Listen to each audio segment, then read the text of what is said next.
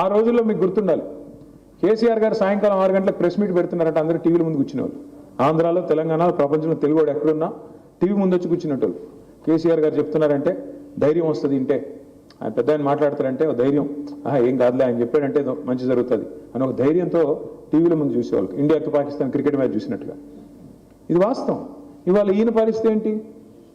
మనం ఎంతోమంది గొప్ప గొప్ప ముఖ్యమంత్రులను చూసాం, మంచి వాళ్ళని చూసాం, మన కళ్ళ ముందే. ఎన్టీ రామారావు గారిని చూసాం, తర్వాత చంద్రబాబు నాయుడు గారిని చూసినాం, తర్వాత రాజశేఖర రెడ్డి గారిని చూసాం, తర్వాత రోసయ్య గారిని చూసాం, కిరణ్ కుమార్ రెడ్డి గారిని చూసాం, తర్వాత కేసీఆర్ గారిని చూసాం.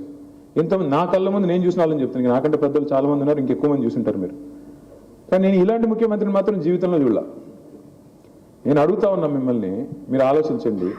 ఎవరన్నా ముఖ్యమంత్రి సెక్రటేరియట్కి వచ్చి ఇక్కడ లంకె బిందులు ఉంటాయనుకుని వచ్చినా లంకె బిందులు లేవు ఇక్కడ అంటాడా? ఎవడు తిరుగుతాడు లంకె బిందుల కోసం? ఎవడు చూస్తాడు లంకె బిందుల కోసం? నిజానికి దొంగలు. ఏం మాటలు అవి నాకు అర్థం కాదు. ముఖ్యమంత్రి అయిన తర్వాత కూడా నీ గుడ్లు బీకి గోటీలు ఆడతా, నీ పేగులు తీసుకొని మెడలు వేసుకుంటా. మరి ఇదేం భాష నాయన? నాకు అర్థం కాదంటే నువ్వు గుడ్లు బీకి గోటీలు ఆడతావా? పేగులు తీసి మెడలు వేసుకుంటావా? ఏమనాలి ఇట్లాంటివన్నీ?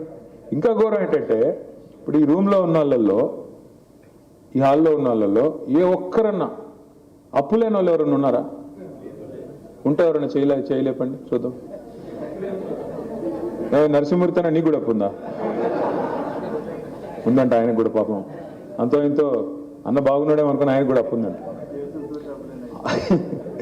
అప్పున్నా, అప్పు చేసి పప్పు కూడా తిన్నా, లోపల బనీన్కు పొక్కలున్నా, మీది నుంచి మాత్రం పైకి వెళ్ళి మాత్రం మంచి అంగి వేసుకుంటాం లేదా? పైకి వెళ్ళి మాత్రం కడక్ అంగి వేసుకొని ఊపర్ షేర్వాని అందరు పరేషాని అన్నా కూడా బిల్డప్ మాత్రం తగ్గొద్దు. ఎందుకంటే అప్పున్నా మళ్ళీ అప్పు పుట్టాలి కదా. పుట్టాలంటే ఏం చేయాలి? కొద్దిగా పైకి అంగి మాత్రం మంచిగా వేసుకోవాలా లేదా?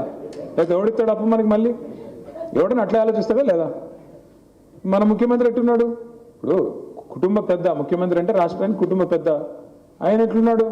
తెల్లారు లేస్తే నా రాష్ట్రం సంకనాకపోయింది, నా రాష్ట్రం దివాలా తీసింది, నా రాష్ట్రం అప్పుల పాలైపోయింది, మా రాష్ట్రం క్యాన్సర్ రోగి, మా రాష్ట్రం ఎయిడ్స్ పేషెంట్.